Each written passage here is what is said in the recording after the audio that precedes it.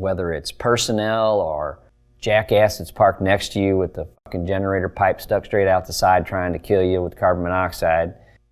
If you're going to win, if you're going to go rounds and you're going to run at the top, you got to have a good attitude. Hey guys, Tim McCamus out in the shop tonight, knocking out a few more videos for you. And one of the things, as I'm working in the shop or just working on my own stuff, I kind of think about video topics and stuff that would be interesting because we've done a ton of these things. So trying to touch on some stuff that we haven't done before. And I get to be around a lot of people that race, and I get to see the different personalities at the racetrack and stuff.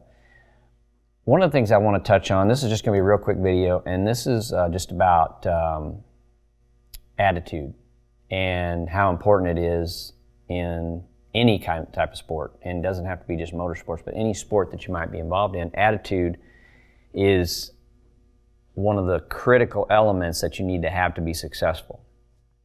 What I'm saying is that, I've been at the track a lot, and I might be out helping somebody, or I might be just at an event, just checking on customers, whatever. But you go by some people and they have a bad attitude. It's like they're pissed off to be at the racetrack. Now, if you guys step back and think about this is supposed to be fun, all right? And sometimes that gets lost in this whole structure of drag racing, just because of the logistics, the expense, the parts, the components, the tracks, the weather, just everything kind of can churn all up, and breakdowns on the road getting there, and just anything, problems at home, problems at work, or whatever. You can drag all that shit to the racetrack, and pretty soon you got a pissy attitude. So my experience has been, you can't win with a pissed off attitude, all right? So number one, you should be out there enjoying yourself, and it shouldn't be miserable. And I see people that get involved in this, and maybe they've invested a lot of money in it, and it is not turning out the way they thought, or it's a lot harder than they thought it was, or numerous things that arise, and they're just like, this fucking sucks. Well, if it sucks for you, go do something else, because it shouldn't be that way. If you're going to win, if you're going to go rounds, and you're going to run at the top, you got to have a good attitude. I mean, you got to have a good attitude just about racing in general, but you got to have a good attitude about your race program. Meaning that if there's a problem in your racing operation, whether it's personnel or your chassis builder or your engine builder or some part suppliers or the jackass that's parked next to you with the fucking generator pipe stuck straight out the side trying to kill you with carbon monoxide, fix it. Figure out how to fix it. Just, don't sit there and stomp around about it. It's like, okay, there's a problem, let's fix it. I mean, any problem can be fixed. You just have to identify it and deal with it. So it's not worth having a crappy attitude because something is not quite right. So if you've got let's say you've got a race team, maybe you got 4 or 5 people, maybe let's say you got 4 people, but one of the people that you got working on the car is just a dick, all right? Does a good job on the car, but he's a dick. And you got to tiptoe around. You got to kind of stay away from him. You got to handle him with kid gloves. You can't say too much. You got to you got to treat him a certain way, and because you need the help. And it's like, fuck that. All right, get somebody else. All right, there's plenty of people out there that want to work on race cars that have a good attitude.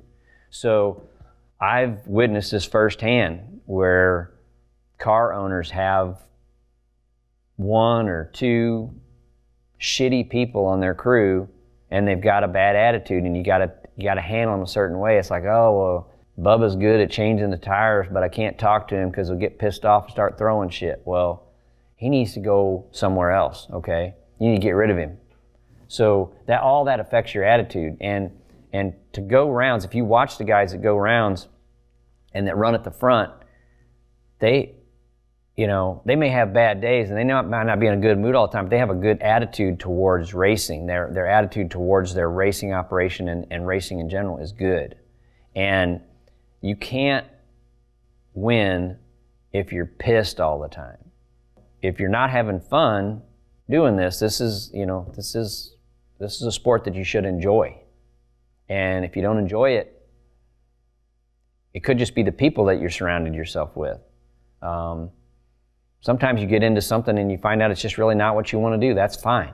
But you're not going to win if you don't have the correct attitude. So if you got a problem with the guy that drives your rig in and, he's supposed to wash the damn thing and he didn't wash it, and you get there and the shit's all dirty and nasty and it's got a bunch of road grime on it, and he's like, I didn't have time to wash it. You know what? Get somebody else to drive the damn rig that knows how to wash it. All you got to do is drive it through the blue beacon and wash the thing off when you get to the track. So fix that, all right? It's not that hard. Don't put up with it. Just fix it.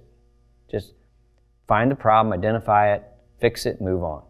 Pretty soon, you just have a few minor problems. Now, drag racing is never going to be problem-free. This sport is inherently a pain in the ass.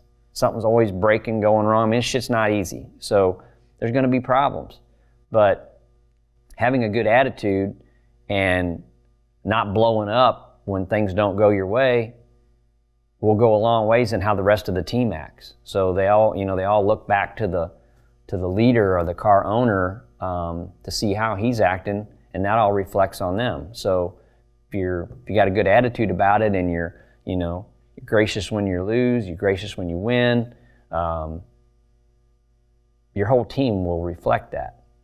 So think about that when you go to the track. Think about that when you're hiring people. Think about that, and you might hire somebody that might be good for a couple races, and then their wife might be ragging at them because they're on the road too much, and this wasn't supposed to be like this. So now they're pissed off because they're getting their ass chewed at home. Same for them. They're going to have to do something else. They're either going to have to get rid of their wife, or they're going to have to go racing. One of the two. It's their choice.